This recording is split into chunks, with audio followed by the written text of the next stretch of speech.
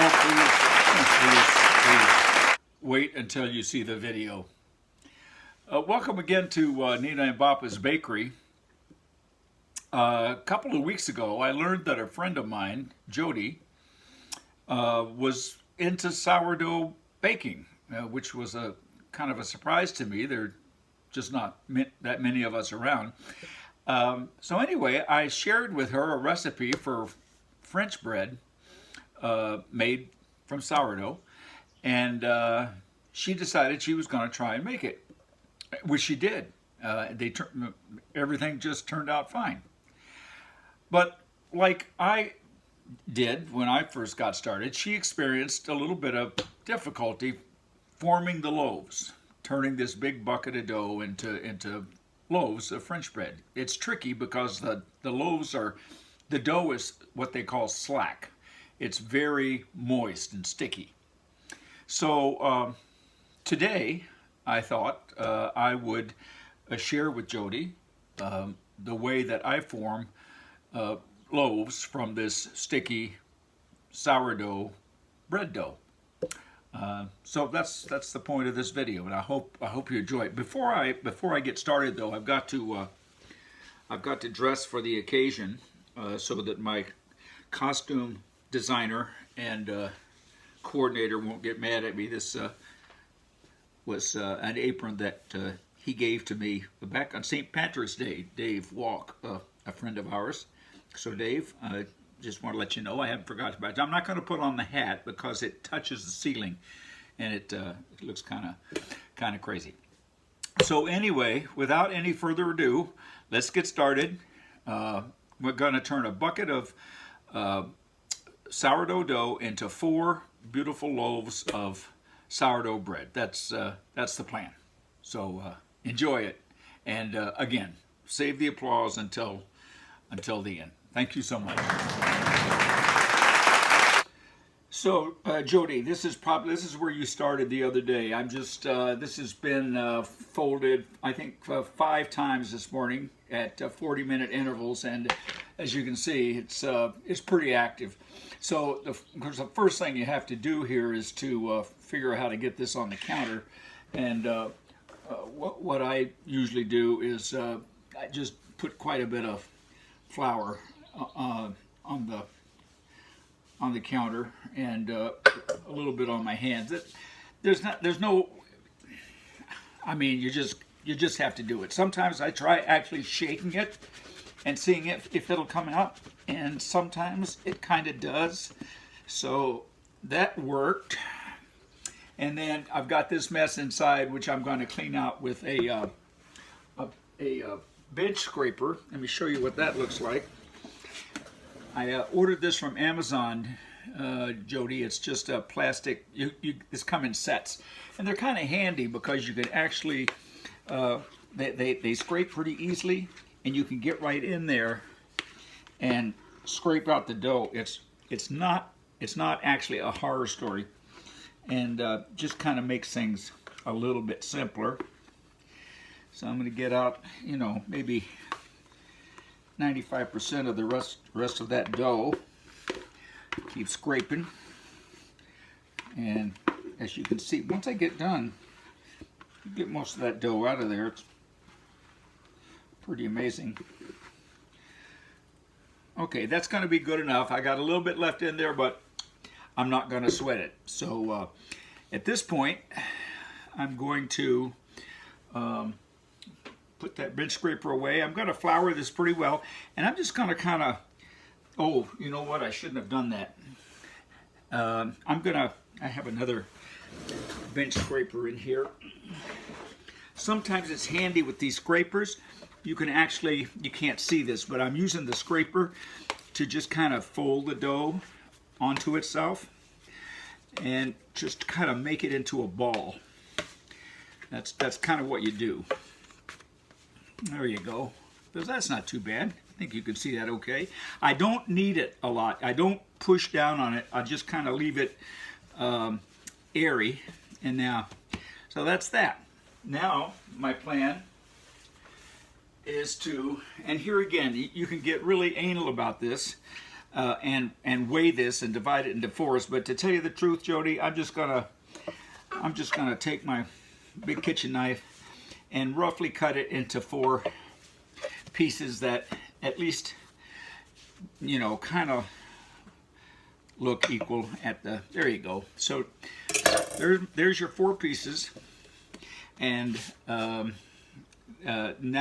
the way I form the loaves is to take, I set 3 of them aside. I take this one piece of dough, and what I tend to do is, and here again, I just kind of lightly flour it. I just kind of tend to make it into a little bit of a rectangle, and then I roll it like this. Just roll it right up.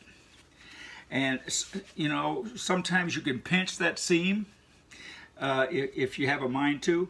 Now this is not the final loaf.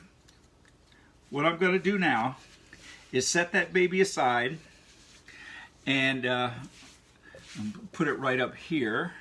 See if I can just show you where that is. I'm going to just set these aside and let them rest on the counter. Then I'm going to go to the next one. And here again, I just kind of make it into a kind of a semi-rectangle. And then I'm just going to kind of roll it. And now, these loaves aren't going to look as nice as they are when they come out of the oven. You probably figured that out. So I'm going to put that one over there and do my next one. Kind of pat it out into a rectangle. And then start at the part nearest me, just kind of roll it up. And then I roll it over and kind of pinch those seams. That's the way I do it. I mean, it seems to work okay. I'm going to put a little flour on the counter here to make sure that doesn't stick. And I'll take my final one and do this kind of a routine. And then I'll roll it like that. And I'm going to let these sit now, Jodi, for about 10 minutes because it'll make them easier to work. 5 or 10 minutes, whatever kind of floats your boat. Okay, I'll be back in just a few minutes. So, Jodi, here are the 4 loaves, and they don't look beautiful yet, but don't get too worried. And while they're rising, I lightly put a little olive oil on my the loaf pans, and so we'll be all ready to go here in just about 2 or 3 more minutes. Okay, Jodi. So let me get some of these out of the way, and I'll show you how I do this. Now, I probably won't be able to show you well, maybe I will. Let me see if I can get one of my bread pans in here. Anyway, so here we go. We've got this dough on the counter, and I don't handle it too much, but what I do is I'll just start to roll it kind of easily from the middle out, and you'll see it'll begin to form a kind of a long, skinny loaf. That's all I do. I don't get too bent out of shape. It doesn't look that beautiful, but what I found out is this is not the part where you want it to be beautiful. When it comes out of the oven, you'll be all set. Now I'm going to pick this right up, and I'm going to lay it right in the bread pan, and sometimes I just kind of stick my fingers underneath it. Sometimes I'll push one end in a little bit to iron out any, thick parts or parts that are thin. But so that's what I've got here. Just lay it in there, and that's that. Take the next one, and I just kind of roll it just a little bit. Don't need to be too much. You don't want to get it too long, or it'll scoot out over the edge of the bread pans when it breaks. So there you go. Nice, and lay it right in there. These are looking pretty good. I do the next one. Just kind of, I just kind of massage it a little bit here to make sure that it's, about the same thickness all the way. Sometimes I'll pinch the ends a little bit just to make them get, to make the loaves look a little nicer. Yeah, so I'll just kind of mess with it a little bit. It's probably 14 inches long. It's perfect. Pick it up, put it right in, and there you go. And here's the last one. It looks pretty good right the way it is. So I'm going to just go from the inside out a couple of times, And that's going to be a nice loaf. Pick it right up, put it right in, and we're done. You're going to, what I usually do, Jodi, is I'll take my little water sprayer, which I think I've got, yeah, right here. What I tend to do is spray these with water, just a little bit, not a lot. And I'm going to cover them, hang on a minute, with a nice light towel. I've got some favorite ones here that I like to use. Let's see, this should just about do it. And those are all covered pretty much. I could actually use a bigger towel than that, but you know, I'm going to let those rest for maybe 40 minutes, and I'll show you what I do next. So that's how I form loaves. It works for me.